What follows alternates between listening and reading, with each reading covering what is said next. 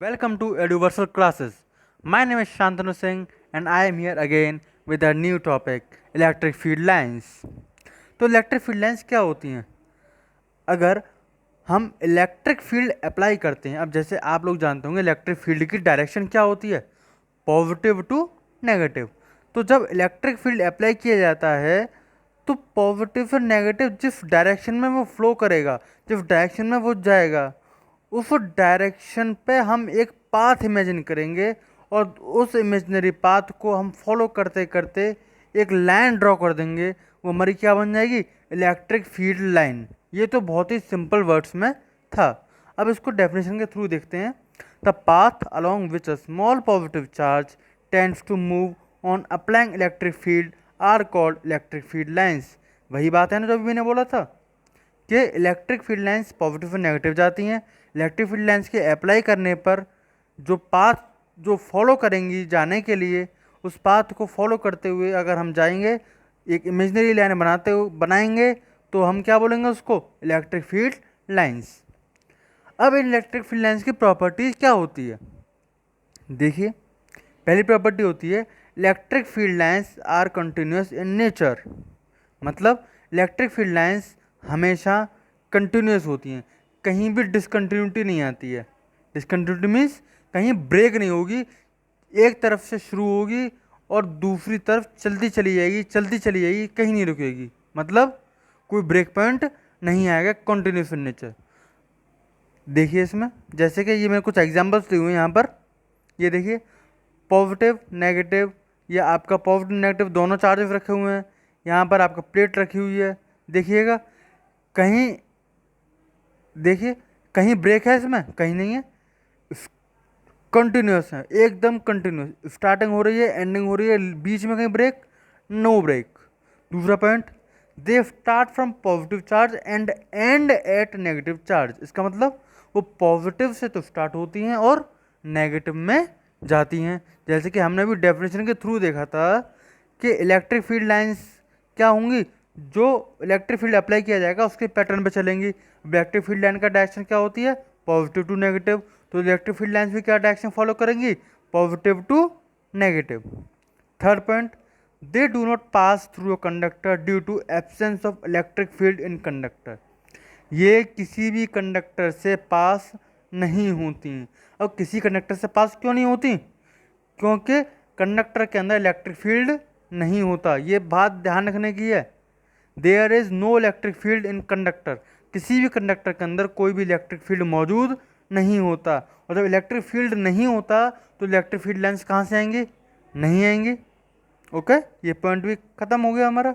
Next point, tangent drawn. अगर हम electric field lines पर कोई टेंजेंट ड्रॉ करते हैं, टेंजेंट क्या होता है? किसी सर्कल से टच होता हुआ, किसी सर्कल के एक पॉइंट से टच हुई होती हुई कोई लाइन जाती है तो वो टेंजेंट होती है।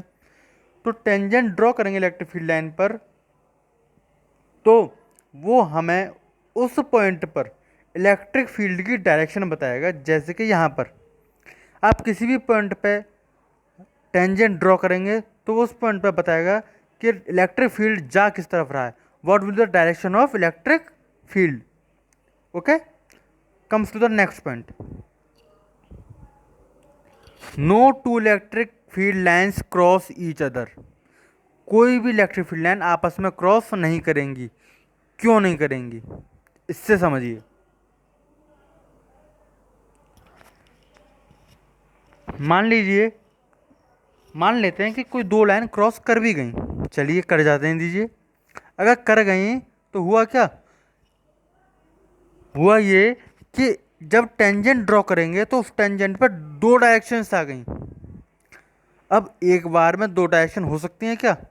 कोई भी चीज़ एक बार में दो जगह हो सकती है? नहीं हो सकती। तो इस वजह से क्या हुआ कि क्या बोलेंगे हम इसको कि कोई दो इलेक्ट्रिक फील्ड लाइंस आपस में क्रॉस नहीं करेंगी। अगला point, electric field lines are always normal to the surface of the conductor.